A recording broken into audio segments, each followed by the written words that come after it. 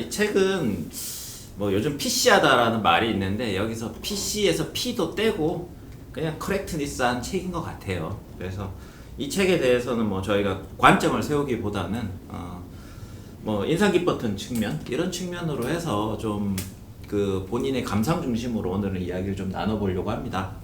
그래서 먼저 이 책에서 우선 가장 인상 깊었던 장면이 있다면 한번 이야기를 나눠보는 걸로 하죠. 우선은 심승현 선생님. 노노노. 박인성 선생님. 싫은데요? 아 왜? 사회자의 권한을 침해하시니까. 사회자 말 좀 들으세요. 부담스럽단 말이에요. 처음 하는 거. 저는요. 나만 부담스러워. 저는 초반이긴 하지만 그 무슨 푸른 잔디회 얘기하면서 뭐 사랑과 정의를 부정한다. 이런 것들을 뭐 순수 부정의 상태로 모든 것들 그동안 장애인들은 단지 어떤 시혜를 받는 존재이고 어떤 복지의 대상이고 누군가가 관심을 갖고 어떤 혜택을 베풀어주지 않으면 생존할 수 없는 어떤 그런 복슬강아지 같은 존재로만 인식되어 왔잖아요. 그러니까 그러한 삶을 거부하고 이 세계를 바꿔야 된다라고 하는 굉장히 혁명적인 선언이거든요. 그 선언 자체가. 그래서 모든 것들을 다 이제 거부하는 그런 극단적 거부와 부정의 선언을 하고 있지만, 이게 나중에 가게 되면은 이제 꼭 괴물이 될 필요는 없다 이런 얘기를 하거든요. 그래서 그러한 것들이 그렇다고 해서 그 부정을 부정하는 것도 아니에요. 어떤 면에서는 그 부정을 가지고 있으면서도 일부 가지고 있으면서도 그러면서도 너무 뭐 이렇게 극단적으로 막 이거 나는 장애인이지만 나는 뭐 내가 장애인이라고 생각하면서 살지 않는다라든지 난 이걸 극복할 수 있다라든지 이런 식의 극단적인 퍼포먼스 어떤 우아함을 막 극단적으로 연기하는 그러한 것을 또 어떤 면에서는 일부는 이 사람도 그런 얘기를 하면서 이게 디그니티라고 하는 것이 그러한 퍼포먼스를 통해서 때로는 연극적 진실로 얻어질 수도 있다는 얘기를 하잖아요.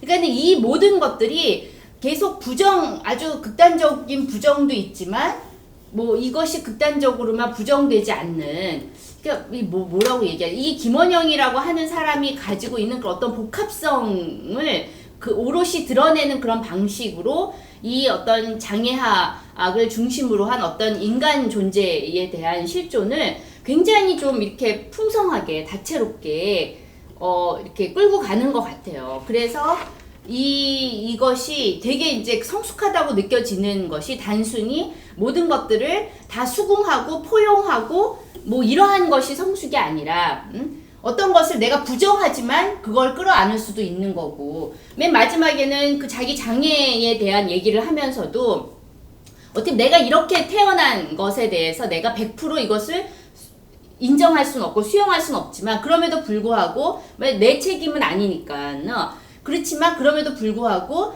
내가 이러한 조건 속에서 내가 어떻게 살아갈지는 내가 선택할 수 있는 그런 스스로를 또 수행적 존재로 주체로 설정하는 거 아니에요. 그래서 이러한 전반적인 그러니까 어떠한 특정한 뭐가 이렇게 뛰어나다기보다는 전반 이 이야기를 끌고 가는 그 이 힘과 관점이라고 하는 게 이렇게 부정을 끌어안으면서 이렇게 포용적일 수 있을까라는 생각이 드는 어떠한 굉장히 성숙한 그 이 관점, 성숙한 존재를 만난 것 같은 기분이 들었어요. 그게 굉장히 인상적이었습니다. 이게 뭐 특정한 어떤 장면보다는. 네. 20자평 수정 덧붙일 말이 많았다. 어tel 말이 없다고 해놓고. 아니 이분의 얘기를 그냥 다시. 5분간 말씀하셨어요. 참. 자, 심승현 선생님 전체적으로 이렇게 말씀하셨으니까 두 분은 특정하게 말씀해 주시면 좋겠습니다. 자, 박인성 선생님. 저는 6장 법 앞에서 내용 보면은 이제 자기서사 이야기가 나와요. 그래서 그러니까 정신병동 안에 들어가 있는 이 여성이 자기 자신의 삶이라고 하는 거에 대하여 끊임없이 이야기를 구성하는데 이게 외부에 나와 있는 이제 조카에 대한 엄청난 애정을 드러내는 내용이었는데 실제로 조카한테 그러니까 전화를 좀 해서 이런 내용을 전해달라라고 부탁을 했더니서 전화를 했더니만 조카는 사실 이모를 거의 기억조차 못하는 사람으로 취급하고 있었다라는 거죠. 그러니까 이 어떻게 보면 이 자기서사라고 하는 것이 외부에서 인정받고 공감을 얻고 설득을 얻을 때에만 우리는 가치 있는 서사라고 불러준단 말이에요, 일반적으로. 그래서 이제 피터 브룩스 같은 사람도 이제 정신분석과 이야기 행위라는 책에서 이야기를 할 때, 그러니까 흔히 이야기와 건강성이라고 하는 거는 같이 가는 걸로 우리가 보통 판단을 한다는 거죠. 그래서 거기서도 그런 표현을 이제 바꿔서 쓰는데, 건강한 정신은 건강한 이야기에 깃든다, 뭐 이런 표현을 쓰거든요. 그러니까 우리가 일반적으로 생각할 때 자기 서사라고 하는 것이 지향해야 할 자기에 대한 완결성, 그리고 이야기로서의 구조적인 어떤 깔끔함이라고 하는 것을 얻어내는 것, 만들어내는 것도 사실은 건강한 사람들의 굉장한 특권이었다라고 하는 사실들을 이 내용에서 잘 폭로를 해줘요. 근데 그런 것들을 생각을 하면은 그동안에 우리가 문학 안에서도 장애를 다루는 태도라고 하는 것이 사실은 얼마나 무감각하고 무신경했는가, 이런 것들도 잘 알 수 있게 되는데, 그러니까 은연중에 사실은 이야기 창작법 안에서 사람들이 선택하게 될 수밖에 없는 것 중에 하나가 뭐냐면 장애 있는 주인공을 배제한다는 거죠.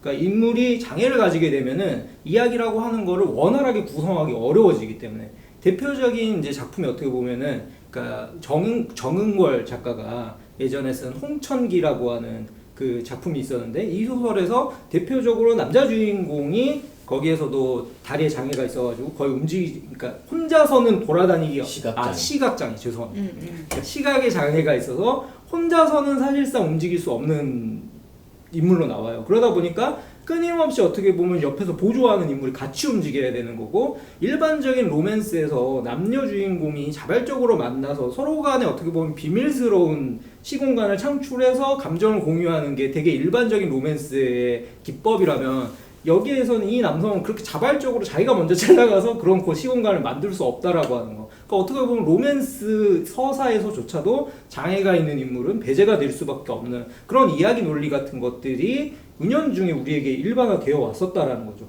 근데 그런 것들을 생각하면 이 서사라고 하는 거, 여기에서 이제 말을 해주듯이 중요한 건 이러한 서사라고 하는 것이 얼마나 그거 자체로서 완결성을 가지느냐가 아니라 그것을 듣는 사람들이 어떻게 독해력을 높일 거냐라는 거죠. 그러니까 어떻게 그게 우리가 일반적으로 생각하는 건강한 이야기의 형식이 아니라고 할지라도, 혹은 우리가 다소 낯설고 그렇게 완결성이 떨어지는 이야기라고 할지라도 그것에 대한 독해력을 높여서 빈틈을 메우고 장애를 가지고 있는 사람들이 경험할 수밖에 없는 독특성에 대하여 다가갈 수 있는 감수성을 키울 수 있느냐라고 하는 관점에서 생각을 하면, 이 자기서사 이야기라고 하는 것도 우리가 기존에 알고 있었던 뭔가 근대적이고 미학적인 접근법이 아니라 장애학을 기초로 한 이해 방식 같은 것들이 앞으로 중요해질 것 같다라는 생각이 들었습니다. 그래서 그 부분을 굉장히 인상 깊게 전해드렸어요. 근데 지금 말씀하신 거 들어보면서 떠올린 거는, 이제 프로이트가 일종의 이제 그 이 환자와 상담을 하면서 그 이 환자가 파편적으로 이렇게 이야기하는, 서로 이제 인과적인 그쵸. 연결고리 없이 파편적으로 이야기하는 그런 조각들을, 이야기의 조각들을 이게 모아가지고 그것을 이제 일종의 고고학적 발굴이라고 얘기를 하잖아요. 거기에 인과성을 부여해서 그럴듯한 서사를 만들어주는 것. 그러니까 사실 어떻게 보면은 그러한 여기서 정신장애라고 얘기를 하는데, 그런 정신장애를 가진 사람들의 그러한 어떤 비선형적이면서 되게 파편화된 그러한 이야기들을 소위 말하는 어떠한 이 비장애인의 시각에서 그것을 재구성하고 거기에 어떤 그럴듯한 인과성을 부여해서 서사를 만드는, 이러한 것들 우리는 되게 당연하게 생각했는데 좀 그런 것에 대해서도 좀 다르게 생각할 수 있을 것 같고, 또 락강이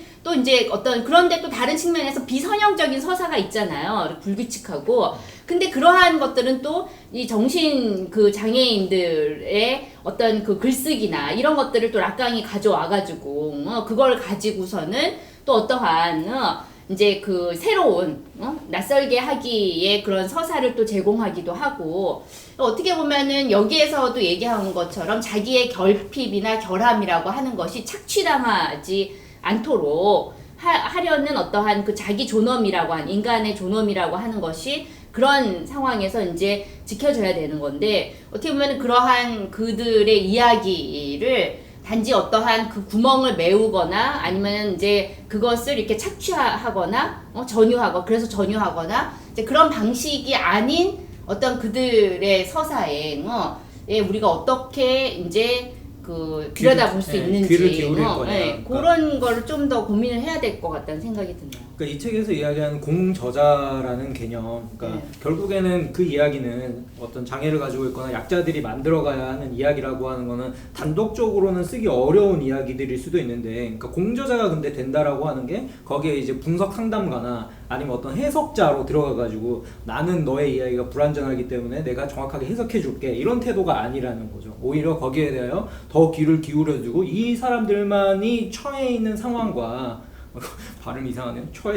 처해 있는 상황과 그리고 그들이 가지고 있는 특수성이라고 하는 거에 대해 얼마만큼 우리의 독해력과 민감성을 끌어올릴 수 있느냐의 문제가 중요해진다라는 생각이 드는 거죠. 네. 그 글쓰기 하니까 생각나는데 저도 2012년 작입니다. 콩고라고. 배상민 작가의 작품이었는데 깨알 같다.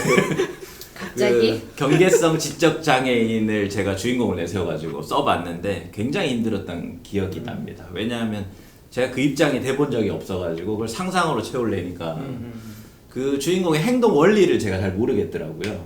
그래서 그때 두 번 다시는 이런 이제 장애가 있는 그 주인공을 쓰면 안 되겠다 이런 생각을 했었는데 또 이 책을 보니까 또 다른, 그러니까 제가 너무 모르고 있었다라는 생각이 들더라고요. 그 입장이 신체의 다름이 완전한 입장의 다름인데 그걸 잘 모르고 썼다라는 생각이 들더라고요.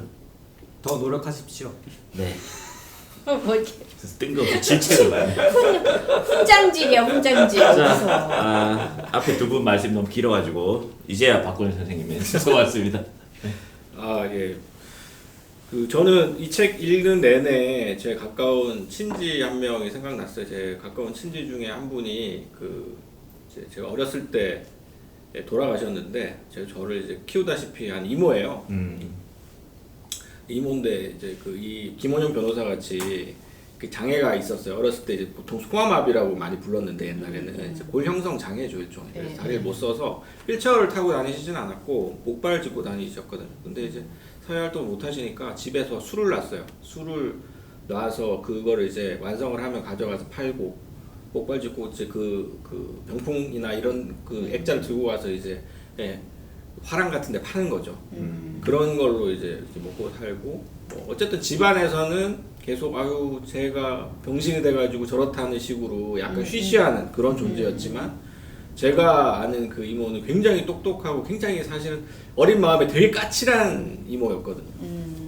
일단 까칠해. 뭐라고 내가 얘기를 하면 그렇게 얘기하면 안 된다라는 식으로 얘기를 하고 그 장애인을 대하는 태도 같은 것도 그 이모한테서 제가 많이 어렸을 때 배운 것이 그러니까 장애인한테 우리가 먼저 다가가서 갑자기 돕거나 이런 것을 하면 안 된다. 왜냐하면 장애인한테 먼저 물어보고 그 사람이 허락을 하면 네가 손을 대든지 뭐 도와주든지 문을 열어주든지 하는 것이지 네가 먼저 가서 몸에 손을 대거나 하는 건 절대 안 된다. 이런 얘기를 이모한테 배웠거든요.